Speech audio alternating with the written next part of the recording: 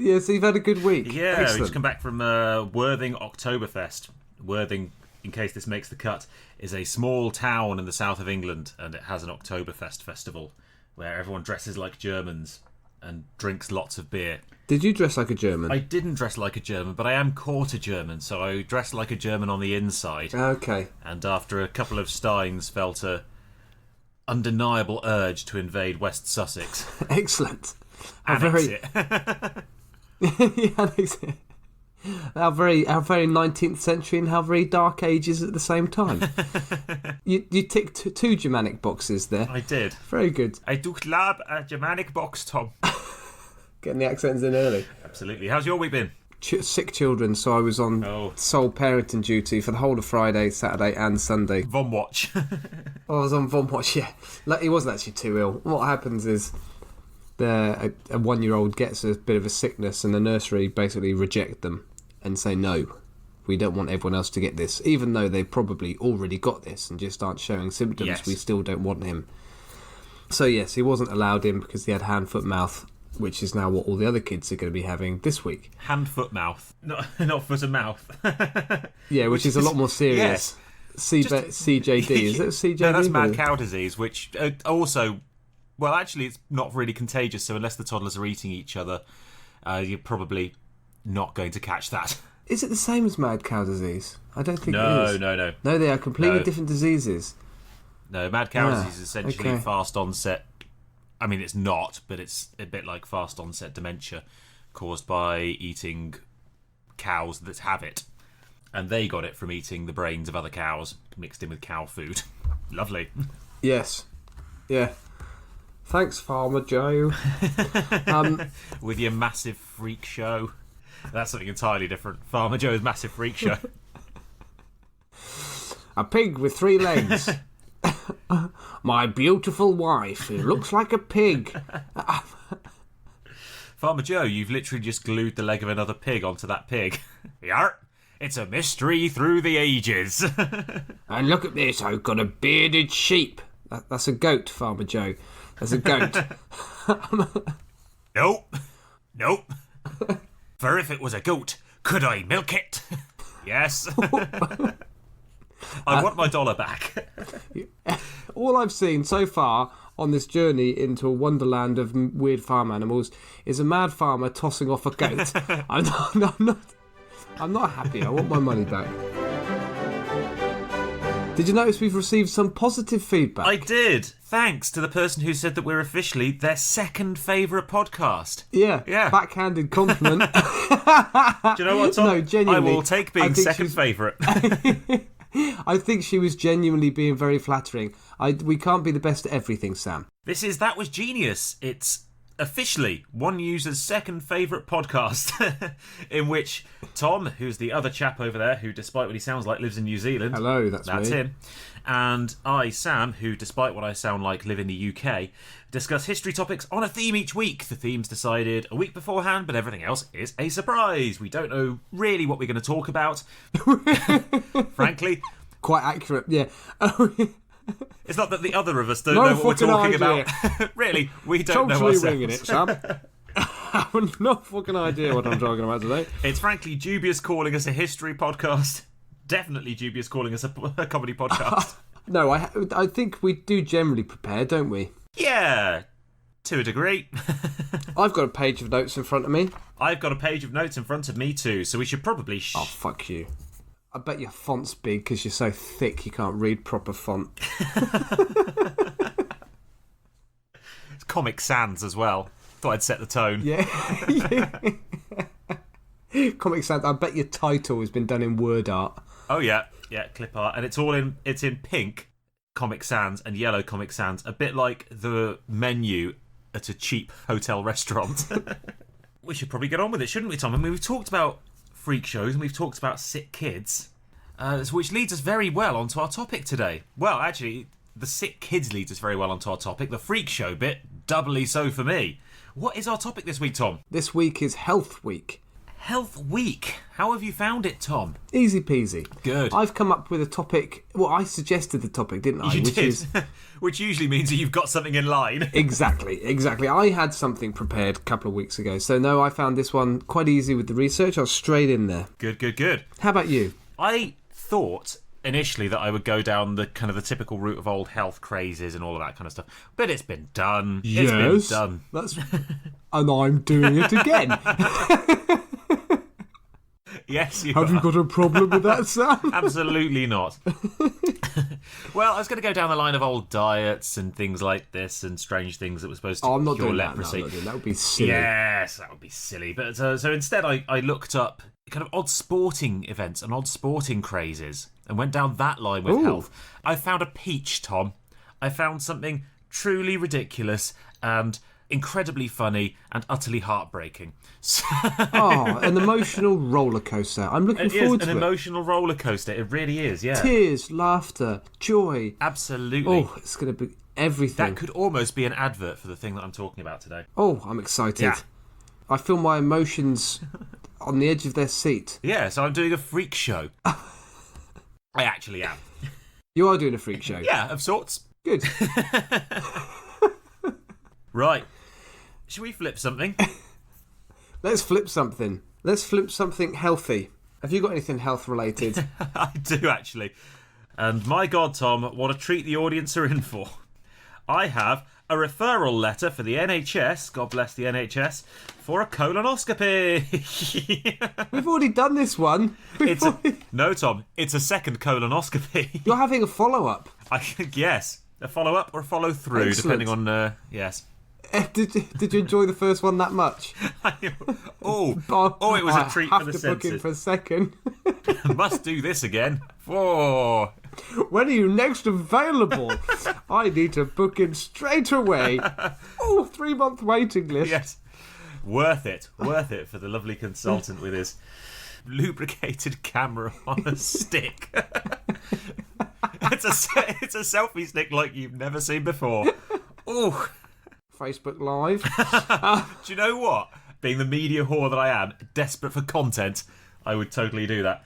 It's really would bend weird. over and take it up the arse for social media.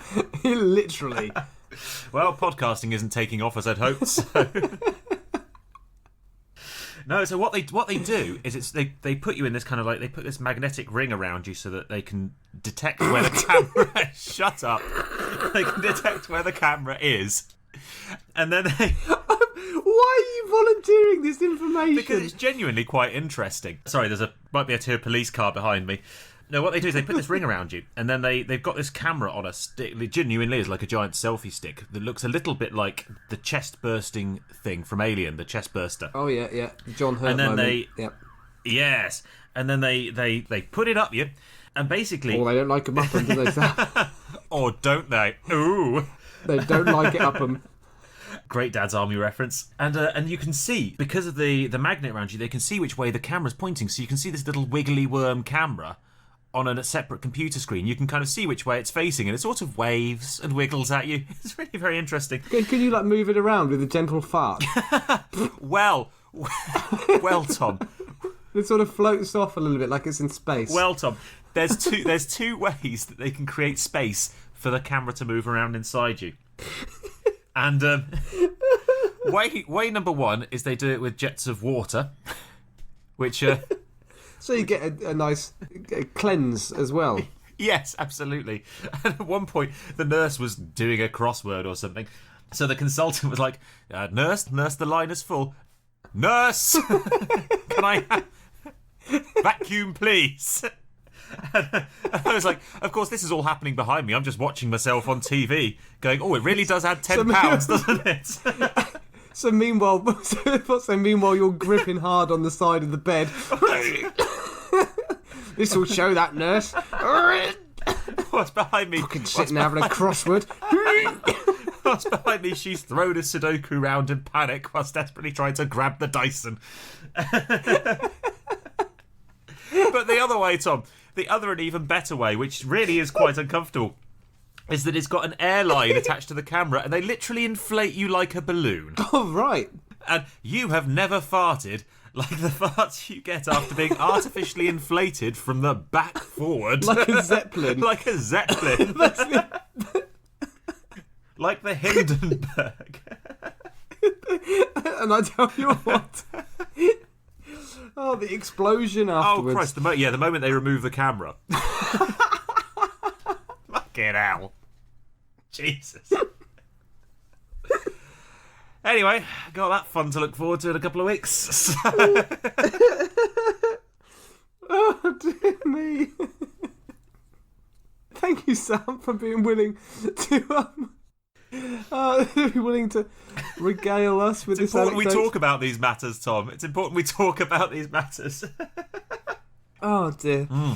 Well done, you. Yeah. Good job. Anyway, eat, So what are we eat gonna your do with fibre, this? kids. Right, the top tips of the day, yes. So we're going to flip it. You can have the side that's essentially blank or the side that gives you directions to the endoscopy unit. Excellent. Always enter through the back door. Yes, there was But tush. there was an obvious joke there that one of us was going to take. Yes. Sorry, the consultant made that joke when I went in there as well, making light of the situation. Really? Yeah. Right, which side do you want, Tom? I'll have the blank side, please. Okay. Flipping. There we go. It's landed on the front side. I mean, I choose, and little known fact for the audience at home, the clock's changed in New Zealand this week, so Tom is very, very sleepy, and I'm going to let him go first. Right, yes, I'm going to discuss this week the pineal gland, also known as the third eye. Is this one of your favourite glands? Oh. Have you heard of this gland? Oh, I literally... Presumably you have cannot. a hierarchy of glands. I do, yeah. Pituitary, very nice, one of my favourites. That's your favourite. Sweat. Excellent. Also useful. Oh, you like your sweat glands. I do. I make Excellent. good use of them, as anyone who's had to sit next to me on public transport after having to run for a bus will attest. But after that is the pineal gland, which, in conjunction with the third eye, sounds very, very, very much like penis. Yes, well, I didn't think it would take you long to go down that route. Well, I assume that's why you chose it. No, it has nothing to do with that whatsoever. Shame on you for thinking that way, Sam. What a naughty, rude, childish person you are. I have no idea what you're on about. Let me tell you what the pineal gland is from a medical, factual, scientific perspective first. Is it Let's bullshit? Get this boring bit over and done with. Is it made up bullshit? The bullshit is yet to come. Oh. There is plenty of bullshit to come today. No, this is the proper bit. This is the sensible bit. So, okay. It's an endocrine gland, which means it secretes hormones, and it secretes the hormone melatonin, which is an important hormone for regulating sleep patterns. Ah. This gland is located sort of above and behind the eyes in the middle front section of the brain. I guess that's a good way of describing it. So it's basically in your head. It's in your noggin, Sam. Got it. It may also play a role in regulating menstrual cycles, Sam, but Yeah. that's enough about that. We don't want to talk about ladies' menstruation. I mean, it's a bit taboo, isn't it? We're not going to go there. We have limits, don't we, Sam? We have standards. We do. Prudish is what we are. Yes, but in truth, it probably has something to do with the fact that most animals mate seasonally. So it's good to know when the right time of year is to have a shag. Birthday, possibly, if I'm good.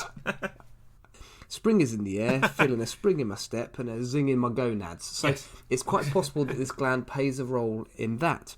'Tis the season to be horny, tra-la-la-la-la-la-la-la. Girls tone their beauty, men get brawny, tra-la-la-la-la-la-la-la. It's like Love Island, blame the pineal gland, spring is in the time to get it on. La-la-la. Anyway, Did you make that up as you went along? no, I prepared that. You've months written that down in the making. in your notes. Months in the making. Beautiful. Anyway, Beautiful. so the pineal gland is present in most... I think it's present in almost all vertebrates. Let me try that again. It's present in almost all Considering you're vertebrates. reading this from the side of an ice cream lolly, one of those ones that prints facts down the side, you're doing an awfully... I'm trying to stop myself coughing at the same time. Did you get this from the Ladybird My First Book of Glands? Stop patronising me, thank you very much, Mr. Comic Sans. Mr. Comic Sans, I like things up my bum. There's 2 bits of formally edited out conversation that are now going to have to make the podcast.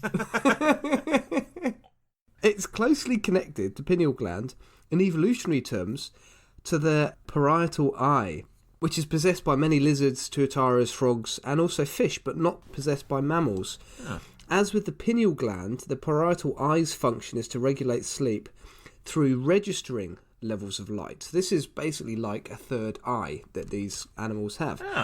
So in evolutionary terms, at some point, these two things have separated off and gone down different evolutionary routes. So the pineal gland is shaped like a pine cone, hence the name. So pineal comes from the same origins as the word pine. And it's about the size of a pea.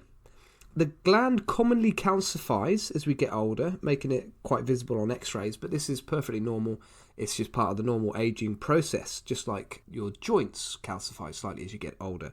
So that is the medical, factual, scientific overview of the pineal gland. Now, let's turn to the history of the pineal gland, Sam. Not evolutionary history, but the history of our understanding of the pineal gland. Okay. And I'm going to go to René Descartes, or as Ponzi people call him, Descartes. Those wankers. I know, pretentious prats. In English, Rennie the car. There's a bit of French for you. Is that what Descartes means? No, of course it isn't. It's from the 17th century. I don't think there were cars in them, were there? It'd be René le voiture would be Rennie the car. I'm being a twat, Tom. I know. What does... Anyway. What does René mean? It's just French for runny. Crack on. Anyway, René Descartes, 17th century French philosopher, famous for the phrase, I think, therefore I am. And I have no idea what that means, but I'm going to quote it in the hope that it makes me sound smart. In the hope that it gets you laid. I'm also going to... I think, therefore I am. Oh, you're so witty, so clever. I'm also going to occasionally use terms like Neoplatonism, with no real understanding of why a branch of philosophy was named after a type of ice cream. But Hey, that's my top joke of the week. oh God, is that as good as it gets? That was my favourite joke in all my notes. Anyway, I'll keep talking about Descartes like as a historical figure, not about his philosophy, because that's not what this podcast is about, is it, Sam? This podcast is a rather silly history podcast. Yes, not a highbrow philosophy podcast. No, exactly. Although sometimes without trying, anyway, we are pretty deep. Interestingly, in 1619, when stationed in Bavaria as a mercenary officer, Descartes had one of the first recorded incidents of exploding head syndrome. Oh, wow. Sacre bleu! It would appear that my head has just exploded. Is it because of all my knowledge? I'm so clever, it just was building up inside of me and exploded all over the ceilings, the walls, the floor. 1 minute it was sitting on my shoulders, as it always has, and the next, poof, Lip up. I do not even know where my voice is coming from. Just the gargling remains of my esophagus. What a lovely image. Also, to be fair, Tom, exploded head sounds like a traditional French cuisine. they eat fucking stranger things. Exploding frog is on the menu tonight. Anyway, have you heard of exploding head syndrome? No, I haven't. It sounds awful. It sounds dreadful, doesn't it? It sounds... It's an unusual type of... permanent. Nothing else. It's chronic. Not something you're going to survive. You know, sounds a bit like JFK, isn't it? Exploding head syndrome. Oh. Back and to the left. Too soon. And to the left. Too soon. It's an unusual type of auditory hallucination experienced by people when they are either going to sleep or waking from sleep. And it's a loud sound, often accompanied by a flash of light. Oh. Not a real flash of light, but the perception. He supposedly came to, from this strange little episode, with a new understanding of mathematics and geometry. Presumably something to do with cranial liquid dynamics, I don't know. But anyway, that was an interesting thing I found out about René Descartes. Back to the pineal gland. Back on track.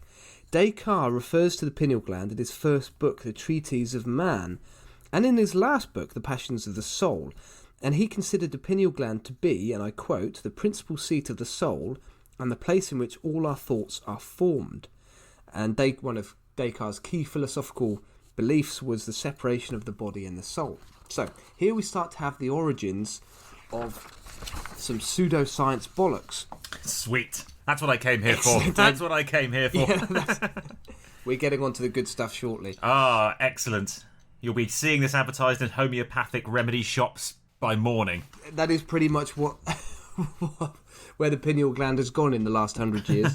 In the 19th century, a Russian charlatan and spiritualist, sorry, bit of tautology there, called Helena Blavatsky, connected the pineal gland with a third eye concept that is apparent in Hinduism, Buddhism and Taoism.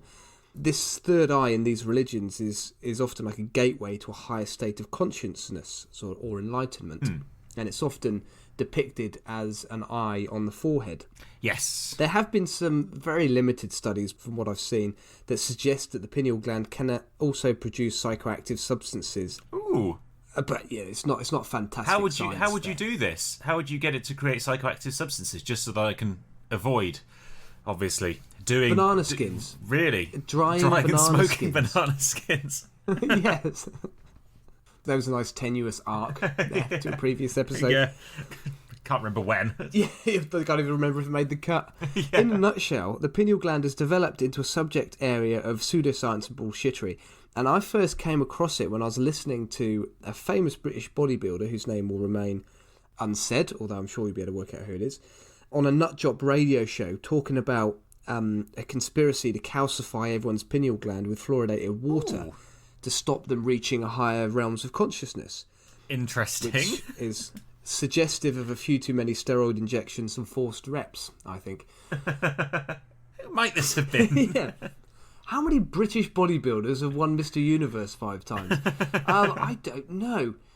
Anyway, and this is quite a widespread conspiracy theory when I started looking into it, ranging from the slightly neurotic health nuts who just think that fluoride should be removed from water supplies because it makes their brain works slightly slower because of the calcification of the pineal gland, to full out, it's the Rothschilds controlling our minds. Hold on. I had a thought about the Rothschilds. Shit! They know I'm thinking about them. Ah! So it gets onto full-on nut jobs. And I, in my research, came across, as an example, I thought I would choose a website that nicely highlighted the stupidity of this sort of pseudoscience around the pineal gland. So here's a quote. But do you want to hear the best part? Back then, it would take months or even years of severe training to activate the pineal gland. However, nowadays, we have so much more access to anything. With the right amount of belief and motivation, you can actually activate your pineal gland in a matter of weeks by consistently practicing and listening to energetically programmed audio. Are you sold? Wow. I'm sold. Also, energetically programmed audio just sounds like breakfast shock jocks, doesn't it?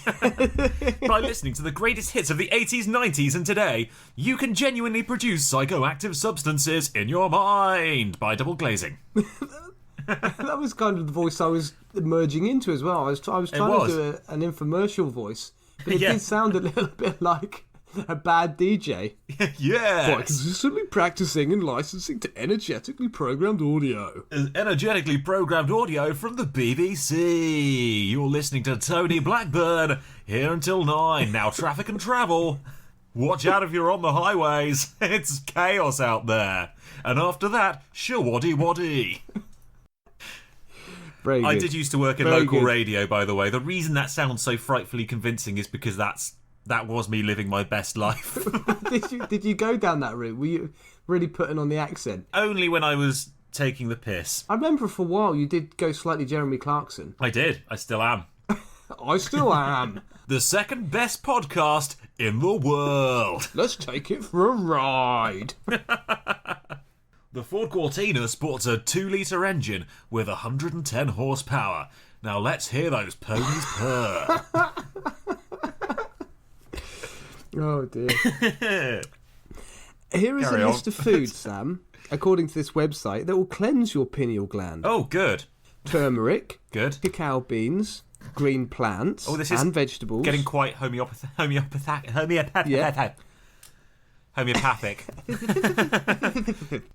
Wild harvested spring water. Okay. Now, that's got me. Wild harvested spring water. As opposed to farm raised. As opposed to confusing. Yeah, corn-fed, barn-raised spring water. Free range. It's got to be free range, organic farm water. Absolutely. I mean, it sounds wild harvested spring water. Sounds to me like agricultural runoff. That's what it sounds like to me. It's the way you phrase it, Tom. Is this why you lost your job at the Springwater Marketing Board of New Zealand? It rises through layers of slurry to reach your palate. I don't even know how you would harvest water. Well, you put a bottle in a stream. Yeah, it's not. I don't think it's the most complicated process, but I wouldn't call that harvesting. I would call that collecting water. Semantics. Anyway, reishi mushroom tea. We've gone from very vague, green plants and vegetables, very specific, reishi mushroom tea. Good. And I think that's reishi as opposed to racy. So it's not like kinky mushrooms. Mushroom in a thong. Would you like some tea? Wow. You've never been so awkwardly turned on. The other option is it could be racist mushroom tea. Tea that whispers at you, I don't like gypsies. You know I really fucking hate toadstools. Those fuckers. Those fucking toadstools. Coming over here. Red and white bastards. Mulching our deadwood material. Stealing our gnomes. Grass juices. That sounds tasty, doesn't it? It does. Oh, yeah. Mow the lawn and then blend it all up into a lovely smoothie. Delicious. Grass juices. Beets, spelt with 2 E's as opposed to... Apple cider vinegar. And, I mean, we basically started... that's quite common, isn't it? I know. We started with turmeric, we ended with apple cider vinegar. They're the two classic things that set off my bollocks alarm. Yes, it's starting to sound very much like a holistic Instagram influencers account now. Yes, oh, absolutely. The apple cider vinegar does my head in. That's someone who works in the fitness industry. People swear by it in fitness, don't they? Oh, I know. But it's because they're full of shit. You won't be full of shit after the cleansing you'll get from reishi mushroom tea. Or grass juice. Or grass Christ. juice, yeah. Anyway, so yeah, no thank you to any of that. Here's another quote. Iodine. It is an essential supplement for pineal gland detox. Important note. Increased iodine intake might decrease your calcium levels. Be sure to eat calcium-rich foods such as kale, flax seeds, broccoli, etc. Are we trying to calcify or decalcify your pineal gland? I mean, I'd imagine you'd avoid calcium products if you were trying to decalcify your pineal gland. But hey, yes. Who knows? Well, I mean, you've started avoiding science, so you might as well go the whole hog and avoid everything else. I suppose so. Here's one final quote, and it just also highlights how illiterate the person was who wrote the content for this website.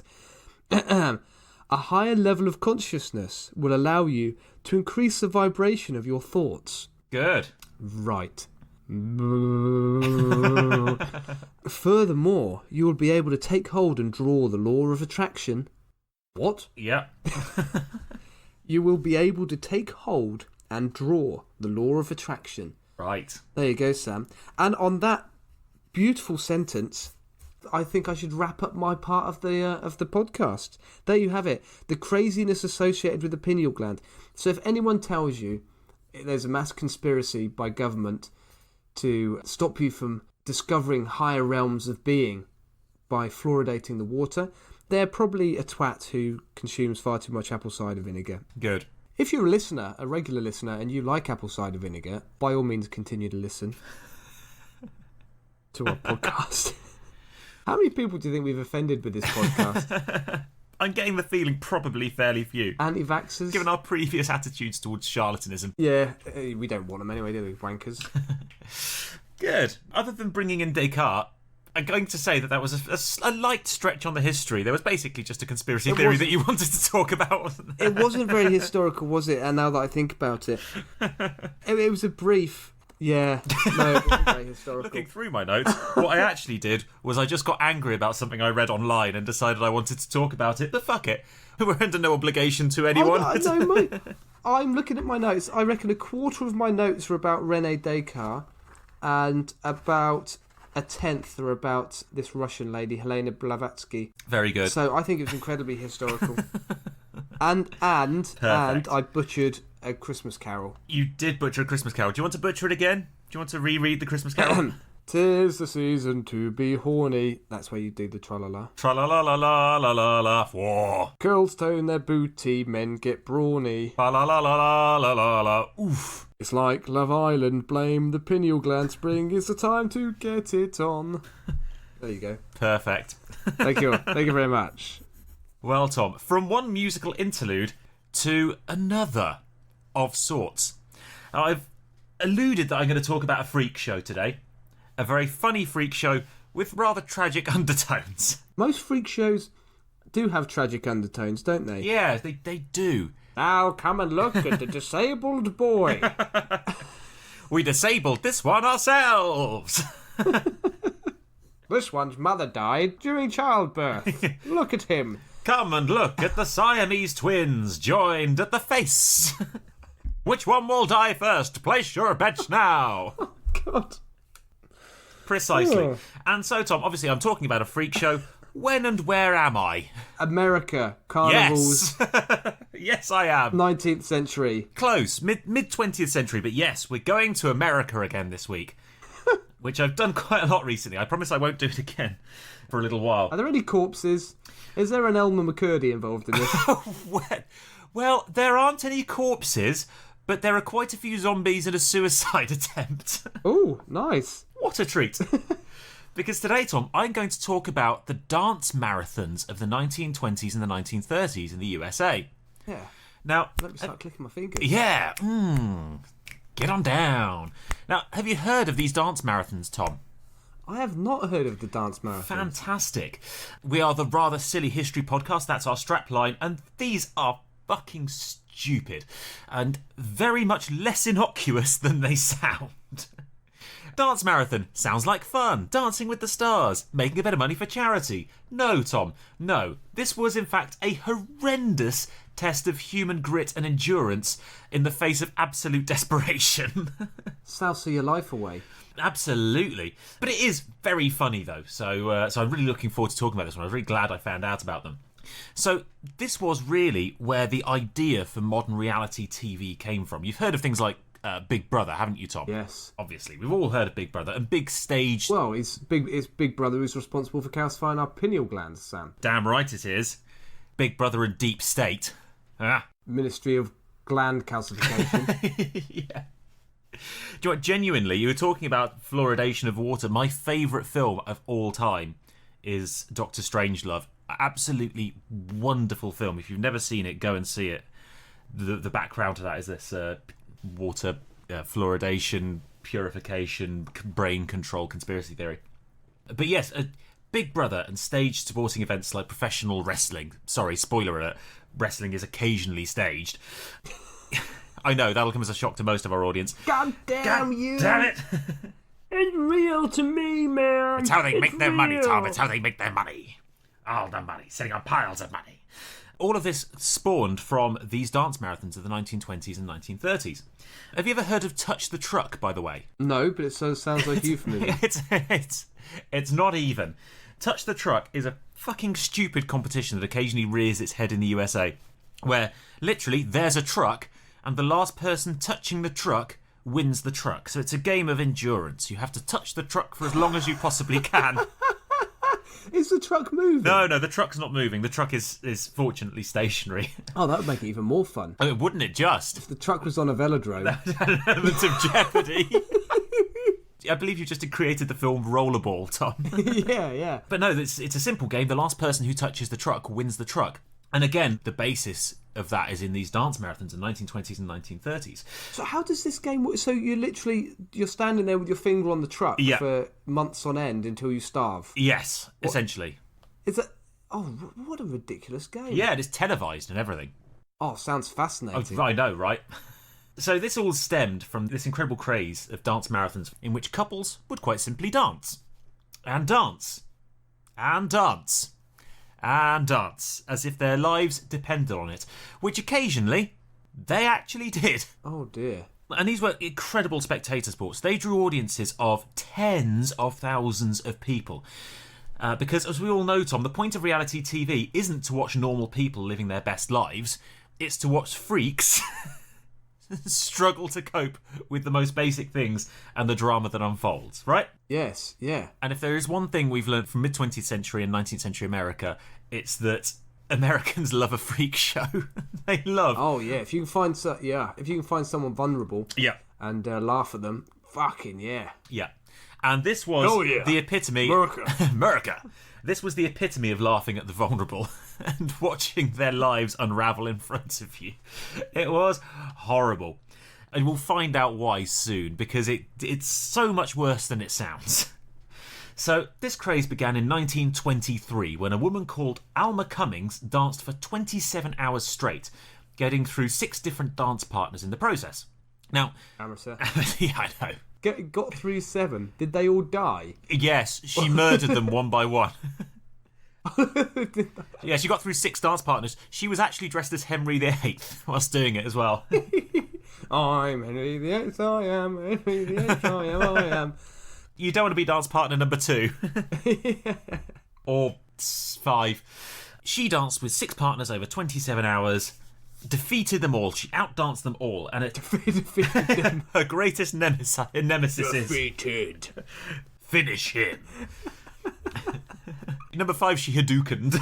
What was her finishing move? Did she sort of go 3 times off the ropes? Yeah, she triple suplexed him. Before getting, who's the host of Dancing with the Stars in the US? The Foxtrot Elbow Drop. The Tango Slam. The Paso Destroyer. Oh my God! God, he's got her in the Charleston choke. Jazz hands. Pretty much that. Now, this was a very exciting time in America because the idea of public dancing had really only just gained traction. America had been a very, very conservative country, and public dances were all the rage. You could go out, you could meet a complete stranger who your parents didn't even know. Fuck me. Get out. Yeah, well, literally fuck me. And you could dance with them, you could meet them. And it was only just becoming morally acceptable in America to do this, which obviously meant there were an awful lot of conservative and religious campaigners who would boycott and protest outside the dance halls. So these competitions obviously took off massively, because the one thing you can do to get something really popular is to turn it into a sporting event and ban it. Yeah. That's how you make it happen. So these marathons... That's why I go cockfighting every Friday night. Absolutely. Badge baiting on a Sunday. Yeah, I was going to say, bear baiting. There is literally no better way to spend a Friday evening than at the dog fights. Being surfed by a bear on its hind legs. Yeah, absolutely, yeah. Yeah, love a tortured animal. While sitting on the back of a doped up tiger. Having journeyed to the venue on the back of a killer whale. Yeah. Imprison Willie, my favourite film. Yeah, so these dance marathons, they were very heavily campaigned against, and they actually branded themselves as quote-unquote walkathons to get around local bans from councils on these events. You don't want to misspell walkathon, do you? No, that's something else entirely different, which the internet tells me may have been turned into a sporting event at some point. I have no idea. Possibly in Japan. Who can say? Is that right? I don't know. I was Japanese making that up. But no, it was considered a really good way to earn fame and fortune. If you were a dancer with a bit of endurance on your side, you could tour America, making quite a lot of money at these competitions. Dancers would get sponsored by various companies, so you would get kind of branded up clothing, a bit like sportsmen today. And they were some of the first superstar sportsmen were competitive dancers who were in it for longevity. And the idea was very simple. You'd have a dance hall, you'd have a large number of couples, and you'd have a big cash prize, and off you go. The dancers would set off and they would dance and dance and dance, and they would not stop. The dances, Tom, lasted for literally months at a time. Wow. And as the weeks dragged on and the dancers got more and more tired and more injured and inherently more argumentative among each other and more desperate to win, the crowds would get bigger and bigger and bigger. Audiences would charge 25 cents entrance, and they would very, very quickly become invested in their favourite couples, coming back night after night after night to see them dance, to cheer them on, to jeer at their competitors.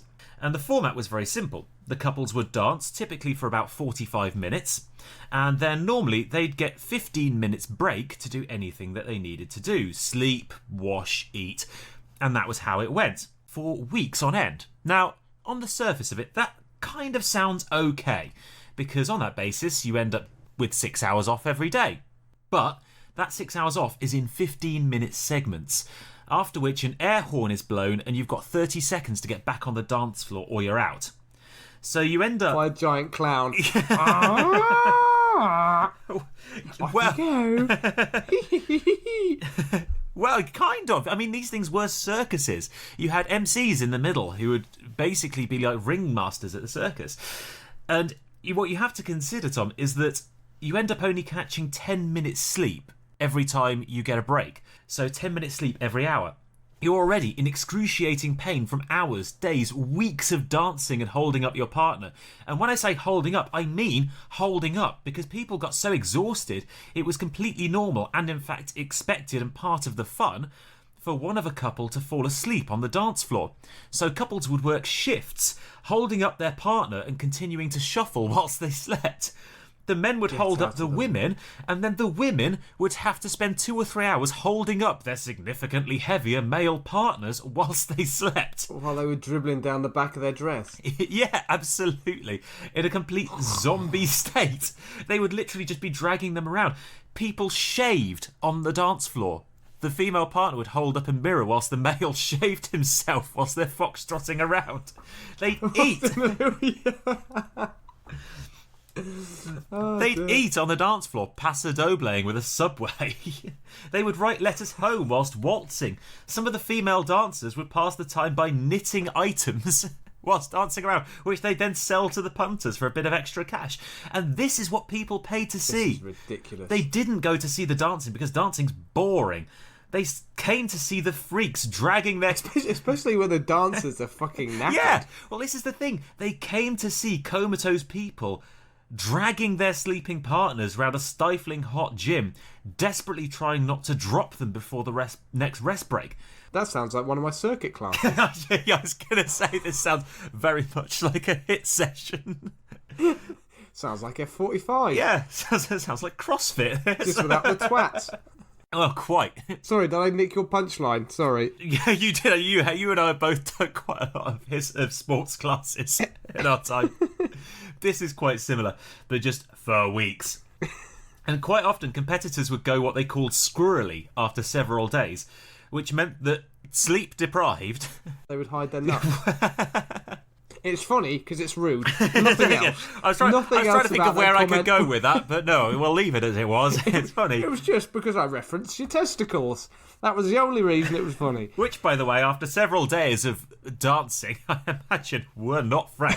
Oh, yeah. Salted nuts. Indeed. But yeah, after several days, competitors would go squirrely, which meant that they would start hallucinating on the dance floor. They would have conversations with imaginary friends. They'd grin wildly at nothing. And they would be grabbing in the air at things that weren't there. And that, Tom, was considered the height of entertainment. At these things. Photos of people going squirrely would be appearing in local newspapers to try and draw more punters. This is ridiculous. Now, all of this stuff, all of the sleeping on the dance floor, the eating on the dance floor, the going mad, would happen during the quiet daylight hours, when the crowds were sparse and music just came off the gramophone, it came off a jukebox. At night, when the stalls were packed, and I mean packed, there would be jive bands playing all night and at high tempo. The heat would be unbearable in these gymnasiums, and the dancers would really be expected to put on a show. Rest breaks would be cancelled for hours on end, so you'd be on your feet, literally dancing away for 4 or 5 hours, trying not to fall asleep or sprain something. Horrible injuries, by the way, were very common. Sprains, twist, shattered bones in the feet. Illness would spread around because you'd be in a packed room for months at a time before antibiotics were a thing. Yeah. Corns, bunions, even a form of trench foot were all incredibly common and led to crowds whooping and hollering as increasingly desperate people hobbled around on the dance floor trying to make it look like they were dancing whilst they were actually just leaping from foot to foot trying to numb the excruciating pain. And then, Tom, as if that wasn't enough of a show, there was the scripted drama. Oh, like WWE. Like WWE, absolutely. Like professional wrestling. Yeah.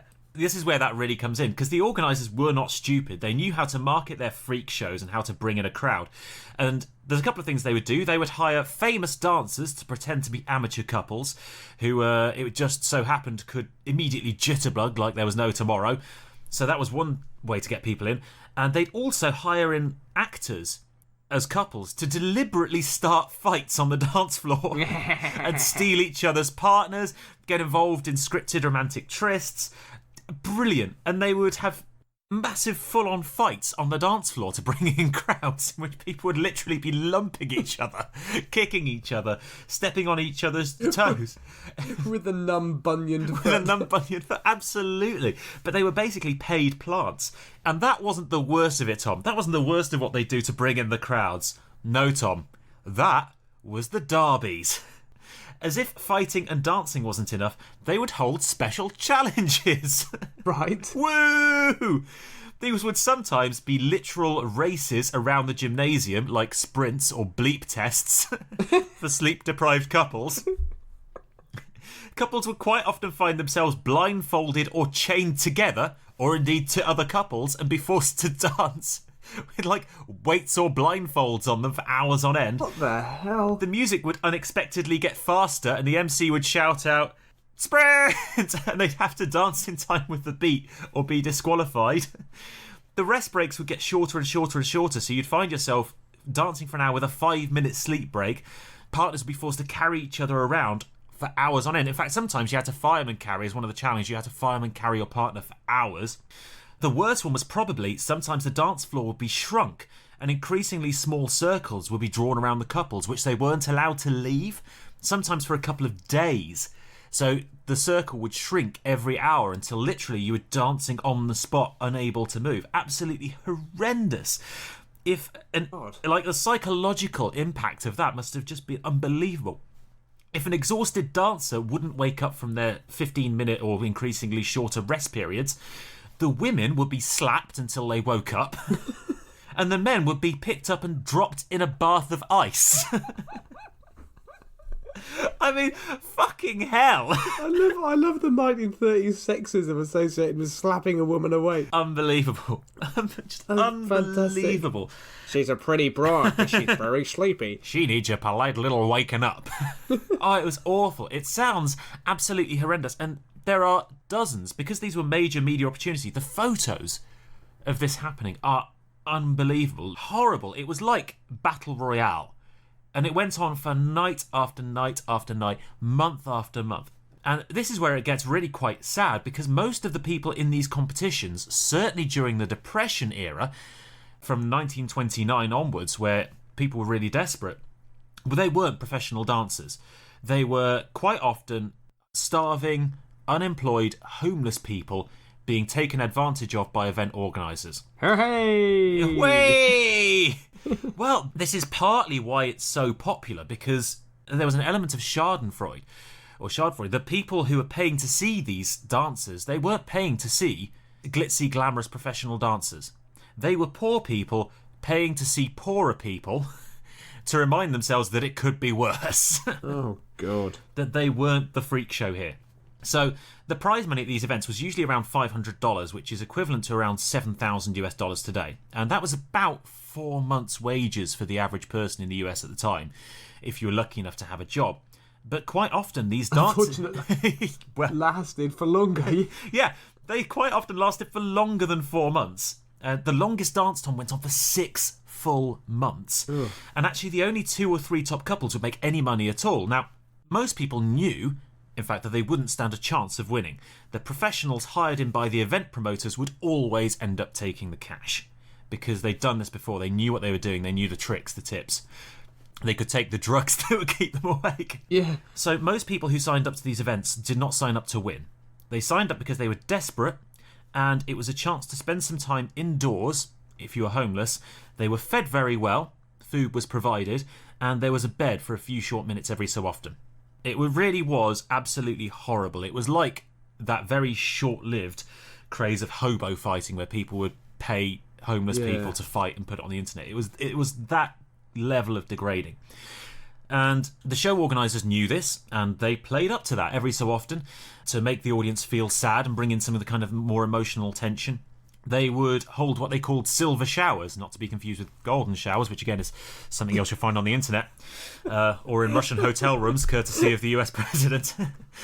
They'd hold silver showers, where starving couples were literally pelted with coins and bits of food, which they could supposedly then send home to their starving kids, who wouldn't see their parents for months, remember. Quite often, however, these silver showers would actually be swept up by the event organisers, and the families would never see a cent. They would still be at home starving, and the dancers would think that the money was going to their families. In fact, the showrunners would actually often scarper and leave town without paying anyone at all, including the winners, on the rare occasions when an amateur couple scooped the cash. As soon as the competition was over, especially in small-town America where they knew people wouldn't be wise to the scam, they'd up and leave. They'd go. Wouldn't pay for the venue, wouldn't pay for the concession stands, wouldn't pay the winners. They'd go. God. It's estimated that during the kind of 10 years or so that the events were popular, almost every city in the US with at least 50,000 people hosted a dance. Those who hadn't held one before were known as virgin spots or virgin towns and were ripe pickings for scammers. And as I said, the audiences, much like they were for most reality TV shows, they weren't the wealthy elite laughing at the poor. They were poor people looking for a bit of entertainment in the night. So they would go and see some even poorer people dancing comatose like zombies or being chained together and forced to parade and perform for the public's amusement. They essentially went out to laugh at people who were worse off than them. That's awful, isn't it? It was horrible. And the craze lasted until 1931, when a combination of factors saw them largely banned. Firstly, movie theatre owners in towns were sick of these shows coming in and costing them lots of lost patrons for 6 months of the year. So they started lobbying the councils. Religious and moral campaigners claimed the dances were hotbeds of iniquity and louche behaviour with dance moves that shouldn't be seen in public. So they started lobbying more successfully as well and got some of them banned. But the final straw for the reputation of these marathons was really the attempted suicide of a woman following a competition in Seattle, where she danced for 19 straight days, including 2 or 3 towards the end without any sleep at all, and she only placed 5th, so she didn't get a penny. And she attempted suicide afterwards. So these events contributed to them being banned increasingly in cities and states throughout the US, and although they continued until the late 1930s, really by the end of it they were pretty backwater things, a bit like cockfighting and dogfighting. It was something that was just seen as incredibly dirty and scummy. But there you go, absolutely horrible events, and they've largely been forgotten now, but they were actually a source of huge controversy in the years following their kind of fade out and banning. They were really kind of shown up as examples of the worst of human behaviour. And in fact, there's an Oscar-winning film, the 1969 movie They Shoot Horses, Don't They?, which is based on the 1935 novel of the same name, which kind of brought them back into public consciousness a bit, and that was the movie that really made Jane Fonda as an actress. So they were turned into... Oh, is that right? Yeah, so it was turned into a film, but has since been largely forgotten. So there you go, possibly the worst sporting craze of all time. That's ridiculous, isn't it? That really is ridiculous. Horrible. And really horrible. One of our earlier episodes, I talked about early cycling events. Yes, in the velodrome. Absolutely, yeah. It's same era and the same sort of thing, isn't it? Just, although actually nowhere near as bad, but just ridiculous feats of endurance. Yes, just drug-fueled endurance. Yeah, and people just wanting to see someone else suffer. Yeah, forcing you to cycle around a velodrome for 3 weeks. Yeah. Without stopping. Ridiculous. Yeah. Absolutely ridiculous. Absolutely horrible. Really, really, really horrible. But there we go. I don't know what to say about that, Sam. Fortunately, we live in more enlightened times, Tom. Now we just touch the truck and laugh at the freaks on Big Brother. Touching the truck. I'm going to have to research this. While you were talking, I actually Googled it and I've been looking at pictures. That's unreal. Yeah. It's literally, there's hundreds of pictures online, and we'll try, if I remember to, I'll post them on social media as well. Let me make a note to do that. Post pictures of sleeping people. There are hundreds of pictures of people... Take photos of sleeping people.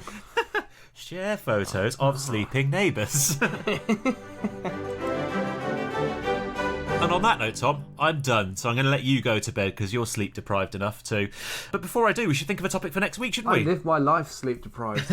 Don't you worry about me. Good to hear. Yes, what next week? What that was fascinating, Sam. Thank you very much for that. No problem. Very, very interesting. My pleasure, and thousands of poverty-stricken Americans paying. I was thinking, Tom, maybe we should do revenge next week. And the reason I was thinking this, Tom, is because I've got a story that I really want to talk about. Okay. I think revenge is a fantastic idea. That's a very good idea. We could definitely find something with that. I'm amazed it's taken us this long to do historical revenge, actually. I mean, we have covered it. Right, I think this is going to be a very, very easy one. Yeah, we have covered it. I think we could do health again. We could do health again. God, yeah.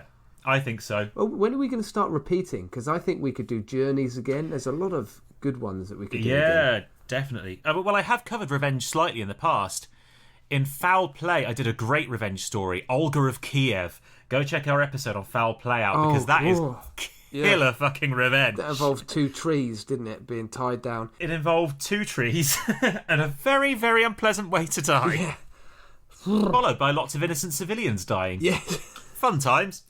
Right, on that note, revenge next week, and then we'll start repeating some, possibly. Journeys again and things like that. Because we've been going for nearly a year now. I know. And isn't it been really nice to have so many new listeners? It has. So hello to all of our new listeners. If you haven't subscribed to us yet, please do. Makes a huge difference. And do leave us a nice review, leave a nice comment. And if you like, follow us on social media. You can see some pictures of the freak show dancers. We are on Instagram and Facebook. You can search for That Was Genius Podcast or at That Was Genius. And we're on Twitter as well, at that_was_genius. So do go check us out, give us a follow. You can even send us an email if you like. Fuck it, why not? We are thatwasgeniuscast@gmail.com. Good work.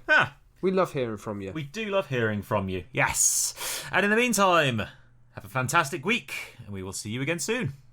Say goodbye, Tom. Bye. Bye.